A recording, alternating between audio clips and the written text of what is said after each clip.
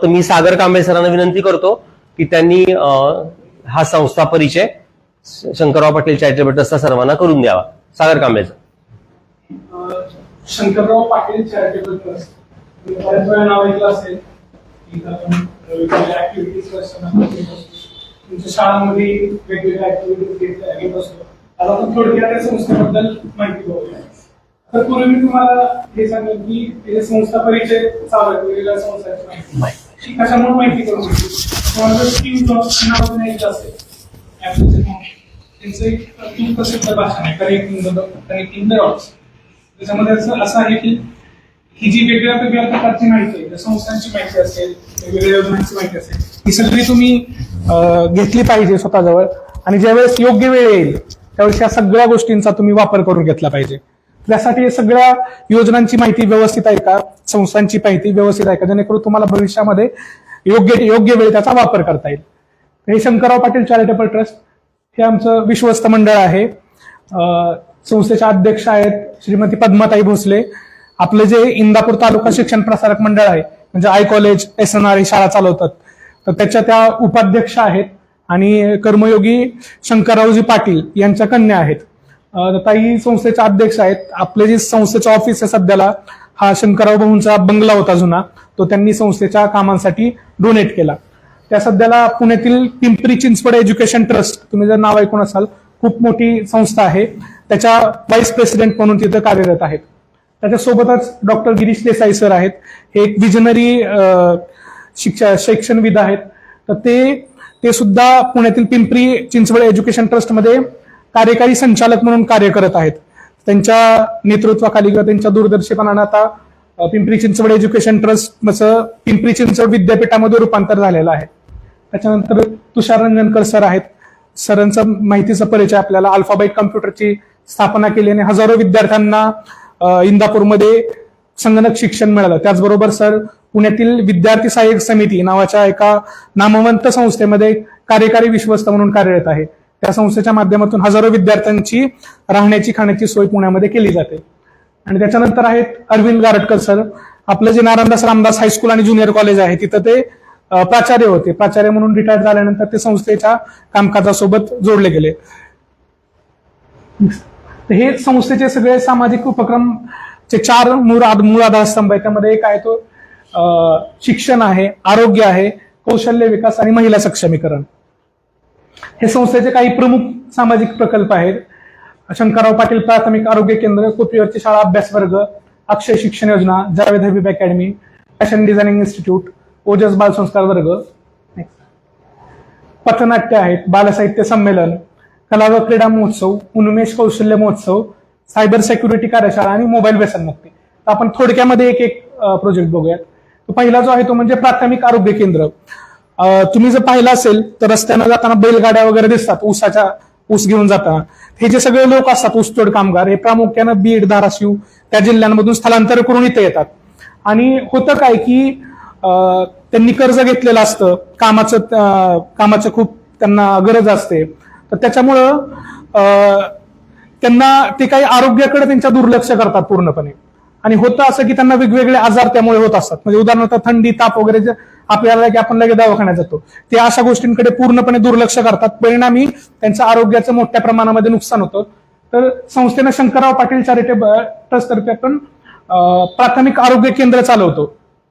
त्याच्यामध्ये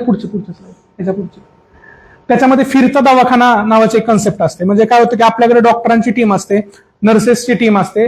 ही सगळी टीम इथून ते जिथं ज्या शेतामध्ये आहेत तिथं जातात आणि त्यांची तिथं शेतावरती जाऊन तपासणी केली जाते. याच्यामध्ये असे काही काही आजार लोकांना आता सापडले आहेत की जे आजार आपल्याकडून आता पूर्णपणे गेले. परवा दिवशी ह्याच्या ज्या डॉक्टर आहेत सारंगी कुंभार, त्या सांगत होत्या की असे आजार त्या ऊसतोड कामगारांमध्ये आढळतात जे आजार आता नामशेष झालेत. म्हणजे त्वचेचे काही विकार जे आता नामशेष झालेत पण ते त्यांच्यामध्ये आढळतात, कारण ते हायजीनच्या बाबतीमध्ये त्यांच्यामध्ये एवढा अवेअरनेस नसतो. Next slide.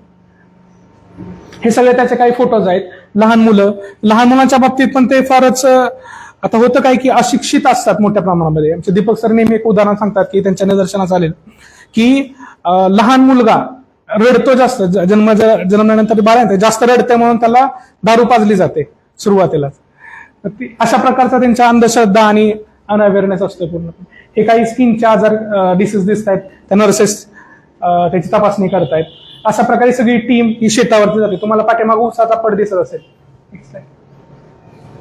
त्याच्यानंतर जो पुढचा महत्वाचा उपक्रम आहे तो म्हणजे कोपीवरची शाळा. आता ज्यावेळी हे ऊसतोड कामगार त्यांचं गाव सोडून इथं येतात, ते इथं असतात 3 ते 4 महिने साधारणतः. त्यामुळे होतं काय की त्यांच्या मुलांना पण ते इथंच घेऊन येतात. परिणामी मुलांची शाळा तुटते. आणि शाळेचा विषय असा आहे की जर आपली जर लिंक तुटली शाळेची, 4-5 महिने गेलाच नाही तर परत शाळेत जाण्याची इच्छा होत नाही. मग अशा मुलांना शाळेपासून वंचित राहू नयेत, शिक्षणापासून वंचित राहू नयेत याकरता आपण कोपीवरची शाळा अभ्यास वर्ग नावाचा एक उपक्रम तिथं राबवतो.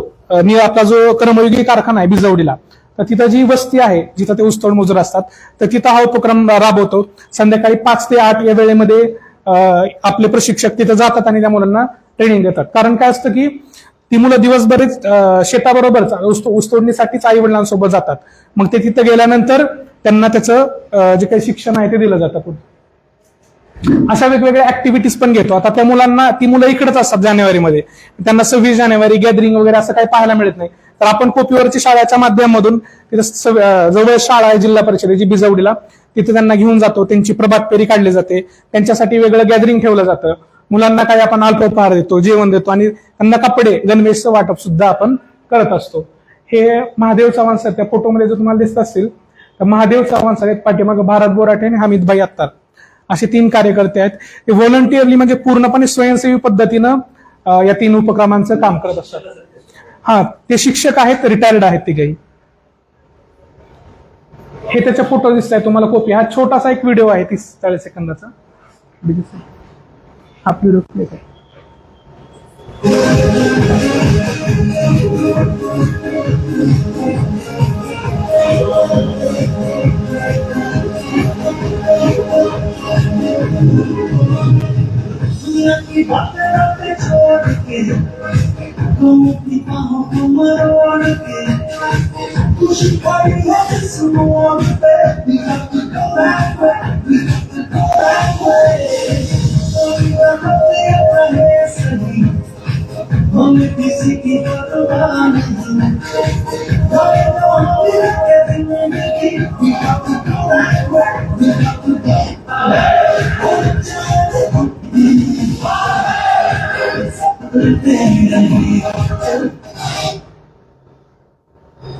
अशा प्रकारच्या वेगवेगळ्या ऍक्टिव्हिटीज पण त्या मुलांसाठी घेतल्या जातात.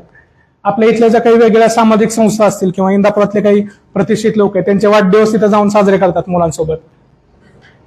त्यानंतर पुढची जी योजना आहे ती म्हणजे अक्षय शिक्षण योजना. स्किल डेव्हलपमेंटचे जे कोर्सेस असतात, आता ही योजना सुरुवात झाली कोरोना काळामध्ये. कोरोना काळामध्ये अनेक मुलांचे पालक वगैरे गेले आणि त्याच्यामुळे त्यांना शिक्षणासाठी मदत करण्यासाठी ही योजना सुरू झाली. आता आपण आपल्याकडे जे स्किल डेव्हलपमेंटचे कोर्सेस आहेत कौशल्य विकासाचे, त्याच्यासाठी ही योजना राबवतो तिथं. याच्या अंतर्गत वेगवेगळ्या कोर्सेससाठी सवलत दिली जाते.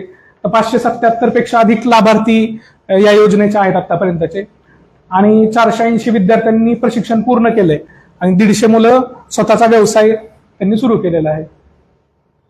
अर्थार्जन करत असलेले काही विद्यार्थी आहेत ते. आता हे मी प्रमुख एक प्रातिनिधिक स्वरूपात 4 विद्यार्थी इथं घेतलेले आहेत. अशी अनेक मोठी यादी आहे याची. हा वैभव हवालदार आहे, बार्शीमध्ये आपलं स्वतःचं मोठं सलून चालू केलंय. हा मयूर डवळे, वैभव हवालदार. हा हो, मयूर जपानमध्ये आहे तो. आपल्याकडे स्पोकनचं त्याने हे केलं होतं. हा नेक्स्ट पुढे. हा एक खूप महत्वाचा उपक्रम आहे की लहानपणापासूनच जर आपल्यामध्ये वेगवेगळ्या प्रकारचे संस्कार आले किंवा लहानपणापासूनच वेगवेगळ्या प्रकारच्या ऍक्टिव्हिटी शिकायला मिळाल्या तर पुढे जाऊन ते आपल्यामध्ये डेव्हलप होत जातात. त्यासाठी आपण ओजस बालसंस्कार वर्ग हा उपक्रम राबवतो. प्रामुख्यानं इथलं जिल्हा परिषद शाळेतील काही मुलं असतील, प्रायमरीचे असतील. शहरामध्ये काय होतं, मुलांना वेगवेगळ्या ऑपॉर्च्युनिटी मिळत असतात. अनेक प्रकारच्या तिथं स्पर्धा आणि अनेक प्रकारच्या ऍक्टिव्हिटीज, वर्कशॉप सतत चालू असतात. ते आपल्या इथं थोडं कमी प्रमाणामध्ये आहे.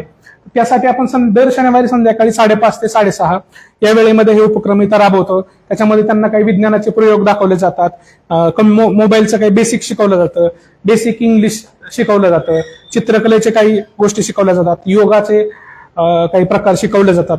इथले आसपासचे जे काही रिटायर्ड शिक्षक आहेत किंवा पुण्यावरून पण जे काही त्या क्षेत्रातले तज्ज्ञ लोक आहेत ते मुलांशी ऑनलाईन पद्धतीने संवाद साधतात त्याच्यामध्ये, आणि त्यामुळे ते मुलांमध्ये एक वेगळ्या प्रकारची डेव्हलपमेंट बघायला मिळते.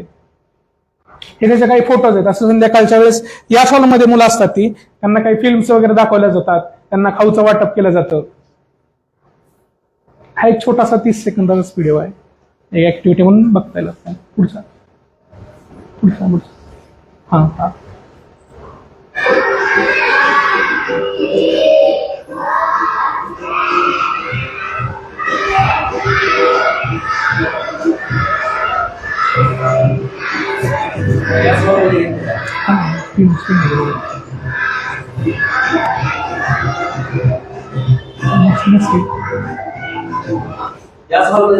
हा, ह्याच हॉलमध्ये झाला होता. इथंच सगळी मुलं होती. या बाजूला बसलेले काय आहेत, या बाजूला काय बसलेले. अशा प्रकारे त्याच्यामध्ये ऍक्टिव्हिटी घेतल्या जातात. आता पथनाट्याविषयी तर मी खूप मोठं प्रेझेंटेशन मागे दिलं होतं. हा एक खूप महत्वाचा मुलांसाठी संधी आहे. आपण शेवटी बोलत आहे त्याच्यावरती. हे पोलीस स्टेशनच्या समोर सादर केलेलं पथनाट्य होतं, सायबर सुरक्षा. ही 3 पथनाट्य आपण प्रामुख्याने घेतली होती. सायबर सुरक्षाचं एक घेतलं होतं, मतदार राजा जागाव, आणि आता जे आपण घेतोय ते मोबाईल व्यसनमुक्तीचं. ह्या त्याच्या काही न्यूज आहेत, काही फोटोग्राफ्स आहेत. हा एक खूप महत्वाचा उपक्रम आहे, उन्मेष कौशल्य महोत्सव. तुमच्यापैकी अनेक जण या उपक्रमाच्या माध्यमातून लाभ घेऊ शकतील. याच्यामध्ये आपण काय करतो तर वेगवेगळ्या प्रकारच्या कार्यशाळांचं आयोजन करतो, ज्याच्या माध्यमातून तुमचं स्किल तुमच्यामध्ये डेव्हलप होईल. याच्यातलं मी नेहमी एक उदाहरण देतो की एक कार्यशाळा आपल्याकडे आहे की मुलींसाठी खास करून नथ मेकिंगची कार्यशाळा आहे, म्हणजे नथ बनवण्याची कार्यशाळा, ज्याची फी 150 रुपये आपण घेतो मार्केटमध्ये. आणि पहिल्या दिवशी मुली ज्या नथी बनवून घरी घेऊन जातात त्याची किंमत 250 ते 350 रुपयामध्ये असते. पहिल्या दिवशी तुमची फी वसूल आणि तुम्ही भविष्यात नथ बनवायला तयार. अशा प्रकारचा हा एक उपक्रम आहे. पहिल्या वर्षी त्याच्यामध्ये 305, दुसऱ्या वर्षी 335 विद्यार्थी झालेले आहेत. त्याच्यामध्ये हेअर, ब्युटी असे वेगवेगळ्या क्षेत्रातले कोर्सेस घेतले जातात, आणि याला मान्यवर पण भेटतात. तुम्ही पाहिलं पोलीस स्टेशनचे अधिकारी याच्या उद्घाटनासाठी असतात, नगरपालिकेचे सीओ येऊन गेले. हे सीओ आहेत, मुख्याधिकारी आपल्या नगरपालिकेचे. यानंतर आणखी एक महत्वाचा उपक्रम आहे तो म्हणजे बालसाहित्य संमेलन. इथंच आपण राबवतो. बालसाहित्य संमेलनाच्या अगोदर विद्यार्थ्यांच्या मोठ्या प्रमाणावरती स्पर्धा घेतल्या जातात. जवळपास 1,500 ते 2,000 विद्यार्थी त्याच वेगवेगळ्या स्पर्धांमध्ये सहभागी होतात. त्याच्यामधून आपण त्या मुलांना बक्षिसं तिथं मंचावरती देतो. त्यांच्यासाठी मोठ्या स्केलला डान्सच्या स्पर्धा भरवल्या जातात. मागच्या वेळेस जे बालसाहित्य संमेलन झालं त्या डान्स स्पर्धांना बसायला जागा नव्हती, एवढी गर्दी तिथे झालेली होती. आणि याच्या माध्यमातून जे काही मोठे मोठे लेखक आहेत, म्हणजे आता यावर्षी जे लेखक होते आलेले आपल्याकडं, त्याच्यामध्ये अखिल भारतीय साहित्य संमेलनाचे माधव राजगुरू आले होते. त्याचबरोबर मागच्या वर्षी राजीव तांबे म्हणून आले होते, साहित्य अकादमी युवा पुरस्कार विजेते. यावर्षी आबा महाजन आले होते, ते पण तहसीलदार आहेत आणि साहित्य अकादमी पुरस्कार विजेते आहेत. आणि त्यांचं आबा महाजनांचं इथं प्राथमिक शाळेच्या पुस्तकामध्ये त्यांचा लेख आहे, आबाची गोष्ट नावाचा. ते स्वतः आले होते. त्यांची मुलं आणि शिक्षक सुद्धा खूप खुश झाले की पुस्तकामध्ये ज्यांचा लेख धडा आम्हाला आहे ते लेखक आपल्या समोर आहेत बघायला. अशा प्रकारचे मोठे मोठे लेखक मान्यवर तिथे येत असतात. हा त्याचे फोटोज आहेत. हे राजीव तांबे आहेत, साहित्य अकादमी पुरस्कार विजेते. आणि जे काही आपलं शिक्षण मंडळ आहे, पाठ्यपुस्तक, त्याच्या मंडळावरती पण ते होते. अशी मुलांची ग्रंथदिंडी काढली जाते. एका पालखीमध्ये ग्रंथ ठेवले जातात आणि ते फिरवले जातात, जेणेकरून वाचन संस्कृतीचं एक जतन व्हावं, हा त्याचा मागचा उद्देश आहे. हे डान्स स्पर्धेचं आहे. ऑनलाईन माध्यमातून पण काही लेखक त्यांचे संवाद. इथं 2 जे आहेत, एक आहे ते संजय वाघ आहेत, ते साहित्य अकादमीचा बालसाहित्य पुरस्कार त्यांना मिळाला होता. त्याचबरोबर संगीता बर्वे आहेत, त्यांनाही साहित्य अकादमीचा बालसाहित्य पुरस्कार मिळाला होता. एवढे मोठे दिग्गज लेखक मुलांशी संवाद साधतात. त्यानंतर जो पुढचा महत्वाचा प्रोजेक्ट आहे तो म्हणजे मोबाईल व्यसनमुक्ती. याच्या माध्यमातून आपण मोबाईल व्यसनमुक्ती संदर्भातले वेगवेगळे जनजागृतीपर उपक्रम राबवतो. जसं आपण गणेशोत्सव, पर्यावरणपूरक गणेशोत्सव राबवला होता, त्याच्यामध्ये मोबाईल व्यसनमुक्तीचा देखावा तिथं आपण ठेवला होता. कशा प्रकारे तुम्ही मोबाईल व्यसनमुक्तीपासून वाचू शकता. आता पथनाट्य आपण त्याचाच एक पार्ट म्हणून घेतो. त्याच्याबरोबर वेगवेगळ्या ज्या शाळा आहेत तिथे जाऊन लेक्चर्स दिले जातात. तसं मध्यंतरी सर पण गेले होते, दीपक सर होते आपल्यानी. चेतना जे फार्मसी कॉलेज आहे तिथे जाऊन याच्या संदर्भातलं एक व्याख्यान आयोजित केलेलं होतं. हे त्याचे काही फोटोग्राफ्स आहेत. त्यानंतर लास्ट उपक्रम आहे तो म्हणजे पर्यावरणपूरक गणेशोत्सव. याच्यामध्ये आपण काय करतो तर गणपतीची मूर्ती विकत आणण्यापेक्षा आपलीच अकॅडमीची जी मुलं आहेत ती पेपरपासून म्हणा किंवा मातीपासून गणपतीची मूर्ती तयार करतात आणि ती पूजेला तिथं मांडली जाते. आणि त्याच्या वेगवेगळे अनेक मान्यवर तिथं येत असतात. ते गणपतीला जी आरास केली जाते म्हणजे जे त्याला सजावट केली जाते ती सुद्धा सगळी पर्यावरणपूरक असते. फुलांची असते, पानांची असते, अशा प्रकारे. हे त्याचे काही फोटो आहेत. हर्षवर्धन पाटील साहेब आले होते आरतीला. हे माणुसकर साहेब आहेत, खाली डोंबाळे साहेब आहेत, हे अनपट सर आहेत, योगगुरू. असे सगळे मान्यवर आरतीसाठी पण उपस्थित राहत असतात. आता आम्ही दोन फक्त गोष्टी राहिल्या त्याच्यामध्ये. एक म्हणजे आपल्याकडे जावेद हबीब अकॅडमी नावाची एक ब्युटी आणि हेअर क्षेत्रातली अकॅडमी आहे.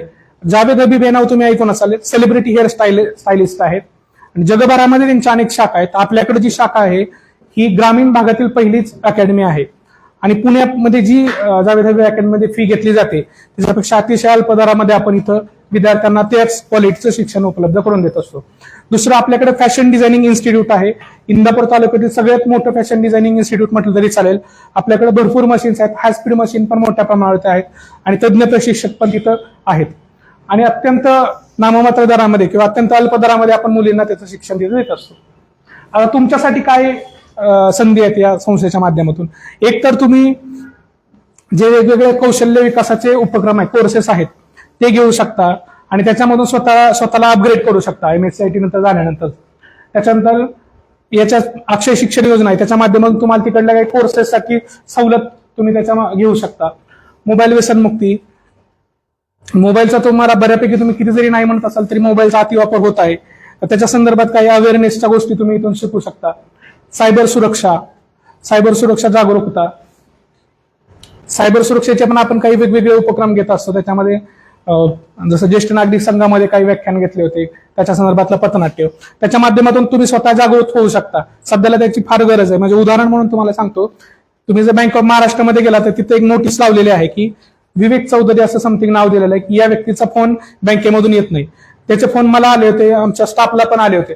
तो व्यक्ती एवढं कॉन्फिडन्सली सांगतो की मी बँक ऑफ महाराष्ट्रामधून बोलतोय, 2 नंबरच्या गाड्यामध्ये बसलोय आणि तुमचं केवायसी राहिलेलं आहे. मी तुम्हाला एक ऍप पाठवतोय, ते डाउनलोड करा आणि तुमचं केवायसी करा.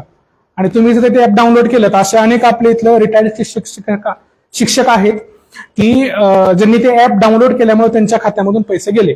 शेवटी बँक ऑफ महाराष्ट्रने ती तशा प्रकारची नोटीस लावली आणि केस देऊन काहीही फायदा होत नाही. याचा एकच उपाय तो म्हणजे तुम्ही जागरूक असणं सायबर सुरक्षेपासून. अशा प्रकारचा कॉल आला तर त्यांना म्हणायचं नाही आम्ही बँकेत जाऊन येतो, किंवा त्याची खातरजमा करा व्यवस्थित पद्धतीने. तुम्ही आता हे जे काही उपक्रम आहे त्याच्यामधून सामाजिक कार्यांमध्ये सहभाग घेऊ शकता. मी ज्यावेळेस विद्यार्थी सहाय्यक समितीमध्ये होतो तिथं आमचा एक गट होता मुलांचा की जो जे आसपासच्या ज्या सामाजिक संस्था आहेत त्याच्यामध्ये व्हॉलंटिअरली म्हणजे एकही पैसा न घेता त्यांना अटॅच व्हायचा समितीच्या उपक्रमांमध्ये. पण यानं काय होतं त्या दिवशी पण मी सांगितलं की तुमची स्किल डेव्हलप होतात, तुम्हाला काम करण्याची एक सवय लागते किंवा काम करण्याची एक सिस्टीम समजते. त्यामुळे संस्थेचे जे असे उपक्रम आहेत, बालसंस्कार वर्ग असतील, तिकडल्या काय कुपीवरच्या शाळा उपक्रम असतील किंवा इतर कोणतेही उपक्रम जे आपण राबवणार आहोत, पथनाट्य आहेत, याच्यामध्ये तुम्ही व्हॉलंटिअरली सहभागी होऊ शकता आणि स्वतःला अपग्रेड करायची तुम्हाला ती एक चांगली संधी आहे.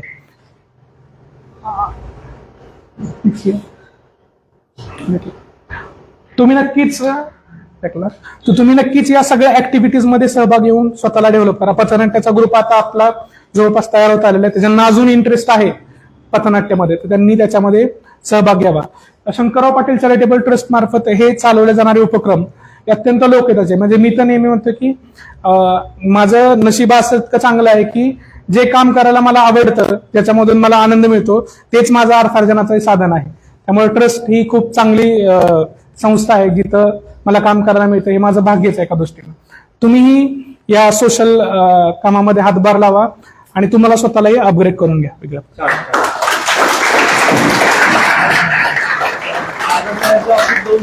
ओजस प्रोग्राम तुम्ही बघितला का?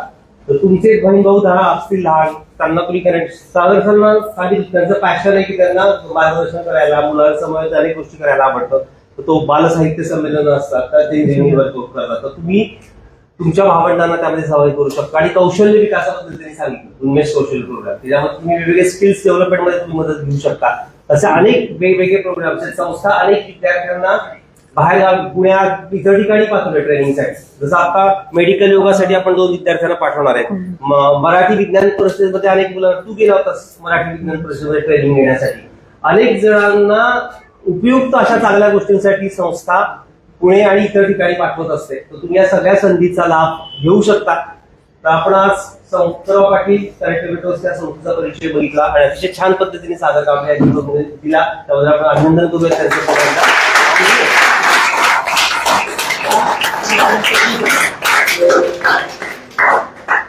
आजचा जो आपला सेशन आहे, आज काय शिकवणार म्हणून सांगितलं तो ग्रुपवरती आपण मेसेज सगळ्यांनी बघितलाय का?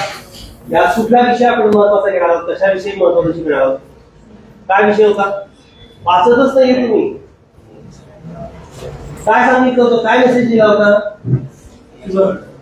MS वर्ड, MS ऑफिस मधला MS वर्ड आणि यायचे काही गोष्टी. अभिजित सर सुरुवात करा. वेळ ऑलरेडी आपला जास्त दिलेला आहे. मी जाऊ कसं हा